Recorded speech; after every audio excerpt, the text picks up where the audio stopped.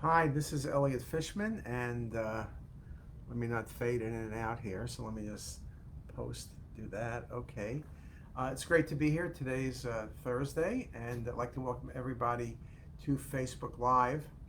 And I hope you're having a great week. It's really nice weather. I was away a few days. Really nice weather when you consider it's in the last third of September, so that's kind of cool. I thought I would share with you today a little talk on leadership. And the reason I'm talking about that now is two things. One is those of you, it's really in the Hopkins environment, but some of you also know that we do the speaker series with many of the articles published in JACR. But the other night, which was Tuesday night, today's Thursday, right, 2 nights ago, we had Alvy Ray Smith speak with us. Alvy was one of the legends, is one of the legends of computer graphics and computers in general. He did his PhD in 1965 from Stanford. He was one of the founders of computer graphics, New York Institute of Technology. Then Lucasfilms with Ed Catmull, they formed the Lucasfilms, that whole computer group, which eventually became Pixar, which eventually became Pixar the movie.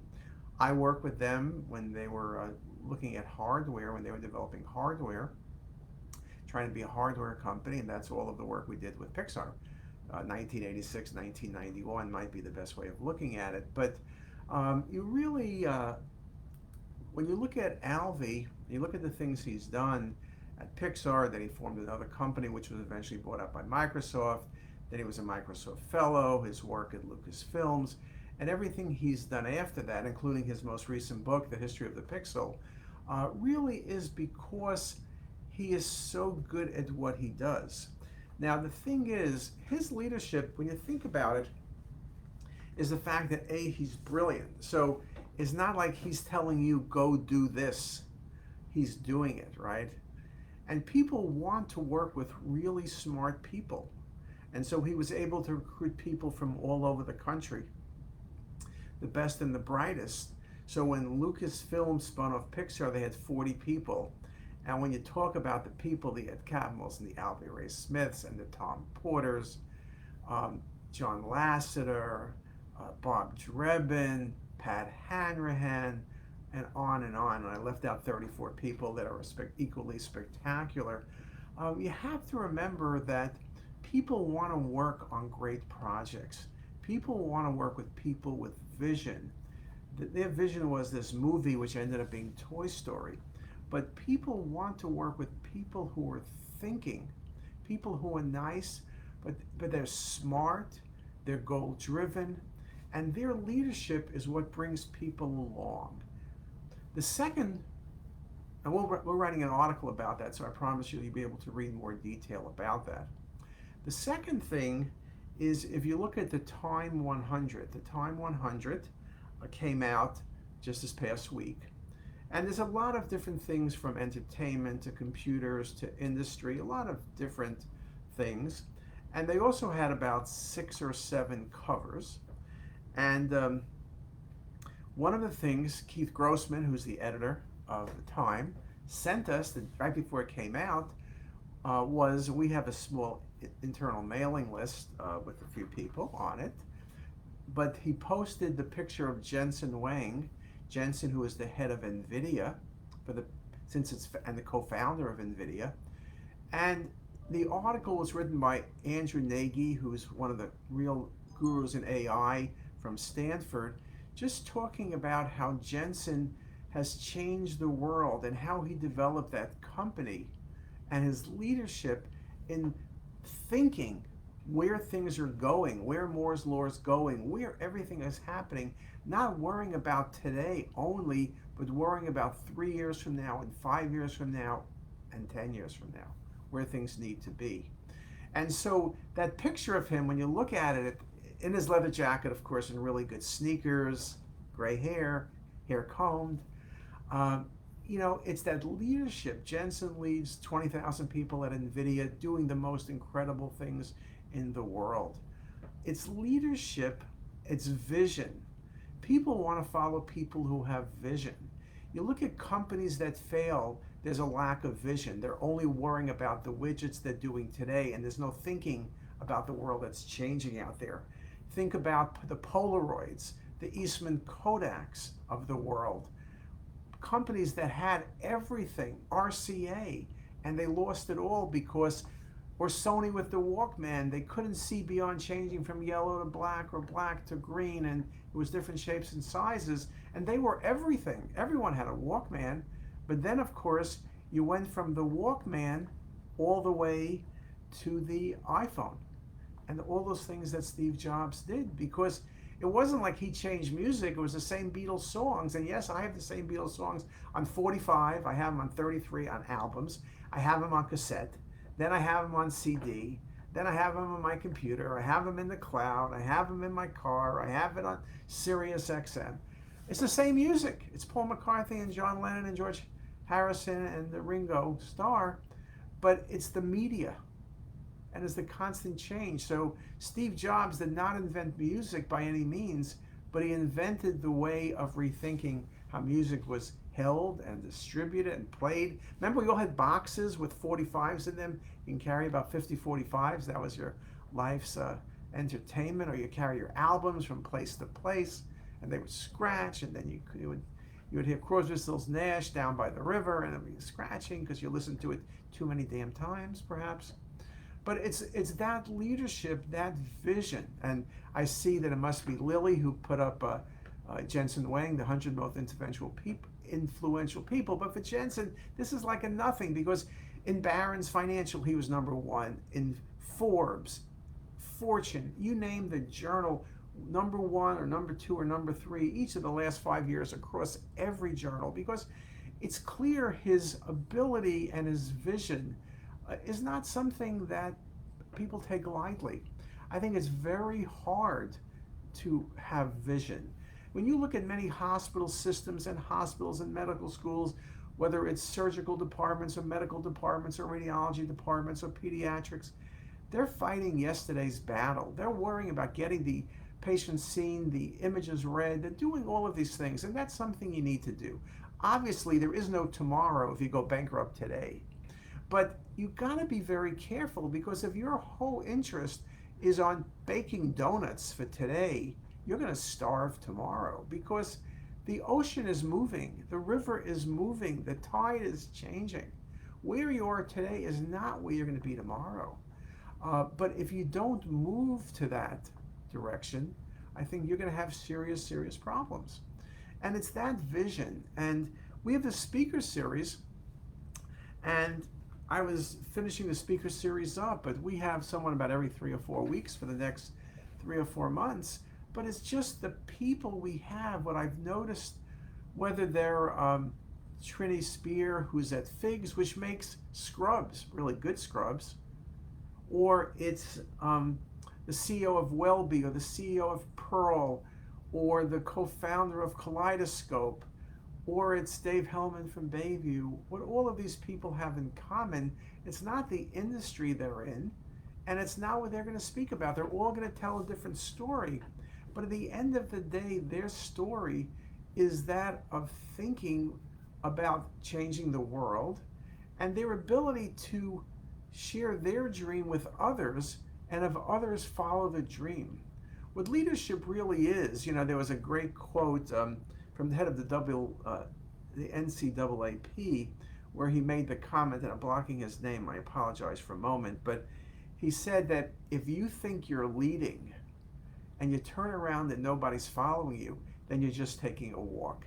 And that is a wonderful quote, because many of the people who quote unquote are the leaders are simply out for a walk, and they are walking on their own. And maybe they're walking in circles or a straight line or whatever they're doing.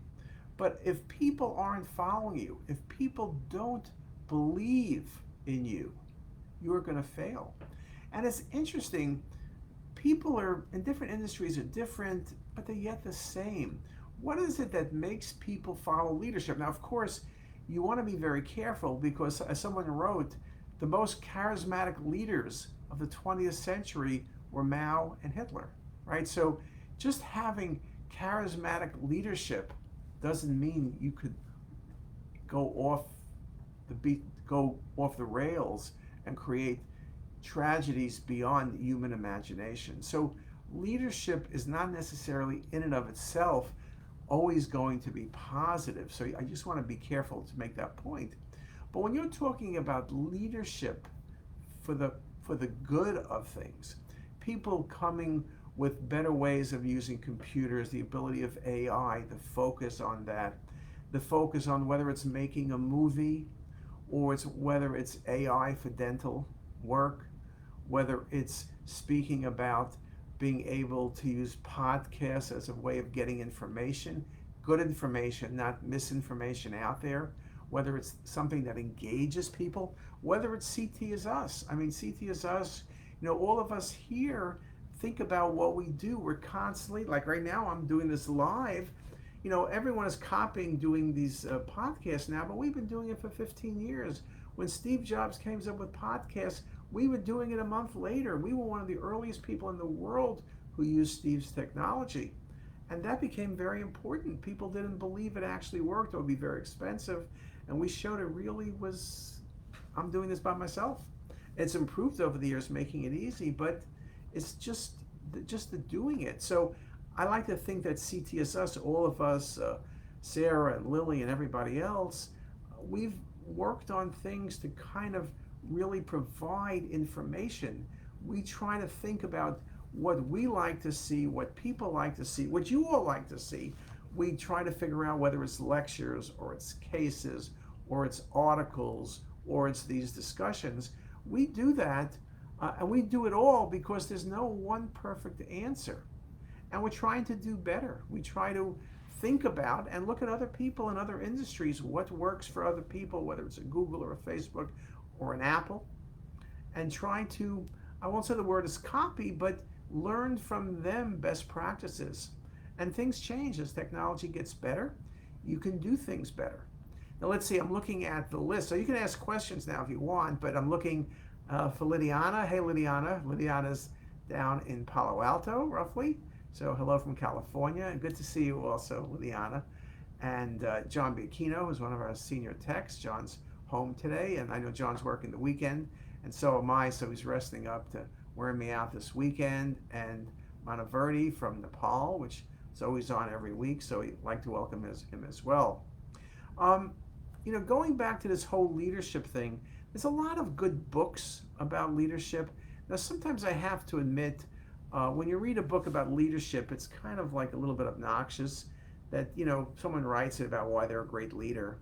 But there are things online which you can listen to people speak that really, you can see leadership. I've often told you that, and I've posted many times graduation speeches. I kind of like them because they're 15 to 20 minutes long. It's a one-shot affair. And whether it's this year with Loren Job speaking at University of Pennsylvania, a really outstanding talk, and you can see why she's a leader at Emerson Collective and changing the world. Or if you look at Larry Ellison, when he spoke a couple of years ago at USC, and how he envisioned things, or Steve Jobs speaking about 2006, I believe, at Stanford, which is probably rated as the best graduation speech.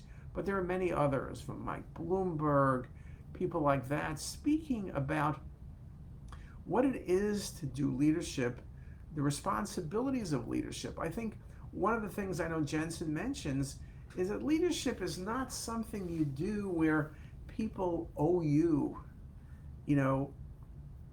It's kind of the other way around. I think the people who are the best leaders, what they've basically said is that their job is to work for the people. I think that's a very, very important thing. I think when you're the leader, who are you responsible to? I know you're responsible to many people. If you're Jensen Wang, you have a company that's on the stock exchange. Investors, you're responsible for them. You're responsible to your employees. You got to pay their salary. So you're responsible for things that are current and things that are in the future. You're building, you're thinking, you're making, as Ed Catmull would say, you're making mistakes. Hopefully, control mistakes, and those mistakes allow you to do things better and those mistakes drive the ability to do incredible things. Because obviously, if you're in an organization where you don't allow mistakes, people don't try high risk things which potentially can lead to tremendous discovery. When you're only working at 1% better than it was before, you move the decimal from 0.73 to 0.74, that's not the same as moving the decimal from 0.73 to 0.94. Okay? That's what you need to do. But if you're so afraid that you're going to fail, that you're not going to do it, and you're not willing to learn from error, you're not going to be successful. So I think that's important. Question: what is the most important quality for a radiology leader? I think it's really the same thing. I think that depending, what your leadership, what area it's in, I think you have to work hard. You got to set an example for other people, and you got to worry that the people do well. I think that the best leaders, the people I've been most impressed by in my career, both in academics and outside of academics, are the people who worried about the other people doing well. If you're only worried about yourself doing well, okay, that's okay. Everyone worries about number one, which is you, right? But the truth of the matter is the people who are respected the most are the people who really develop other people. That's really the magic. The magic is not in you looking good. When you ask Jensen about, oh, Jensen, that's incredible, he goes, hey, it's my people who make me look good. Casey Stengel, who used to be the Yankee manager, made the point many years ago, and he said something to the effect of, it's amazing, the better players I have, the better manager I am. Okay? You think about that for a second, it's really brilliant, because if you have crappy players, no matter how good a manager you are, it's not going to work, right? If you have people who don't know what they're doing, you can tell them, hey, okay, we're marching this way, you're just going to get run over. So it's really the ability to have really good people, have them grow, have them excel. Then I think, your company, your hospital, your department is going to do really, really well. I think when there's a gap between leadership and the workers, where it's like where all of a sudden, so you talk about this in hospitals now, right? Where they look at physicians or technologists or nursing as just widgets, right? Oh, we have 1,000 nurses, we can get rid of these 500 and hire 500 more, or a radiologist, it's a check in the box. We've got 12 radiologists, no one paying attention to the quality or expertise or anything else. But it's kind of widgets. That's a very big problem in American medicine, that leadership has shifted from physicians who understand quality, who understand the difference between a physician and a physician, a radiologist and a radiologist, to administrators who we fill in the boxes. Quality is based on all the films are read, not how good they're read. They're read in a timely fashion, they're signed off, we filled out these forms, we did these boxes. That's what's become leadership. It's really a challenge, I think, today, because people are being pushed at numbers, where numbers are everything, and people don't look at what's behind the numbers. I think organizations that do very well do not compromise quality. Yes, everyone has a bottom line. Yes, you have to make budget. Yes, you have to do many things. But you have to really be thinking about the quality. When you look at, I'll go back to the Alvy Ray Smith, where I started at Pixar. Pixar was not going to make a bad movie. They could have made a Toy Story 2 right away, and it would have made money on it, but that wasn't what they wanted to do. Or Jensen can make some chips that are okay, and they'll be all right, they'll sell, but that's not what he's looking at. He's looking at making the greatest chips, making the most major changes for people and across the world. So I think that, to me, is the most exciting thing. When people criticize Steve Jobs, they always criticize that he was annoying and he was picky. But then they'll turn around and say, yes, he was picky, but he looked at everything. There's a story with Steve about painting a fence, I think it was from his father, where you paint a fence that you look at, and behind the fence, some people don't paint it, or they paint it really quickly. And craftsmanship was that you paint the fence in the front and the back with the same quality. even though you don't see it. It's the quality that's built in. Everything is of the highest quality. And yes, maybe someone will look behind that fence one day, but you're going to take great pride. Steve took great pride in not only how the machine looked outside, but how it looked inside. Now you could say, well, that's kind of being too picky. I don't know. People who are picky tend to be really good if they know what they're picky about and they have that vision. So I've used up my time, and I'll speak to you guys later. So again, hopefully that helped, and have a great day.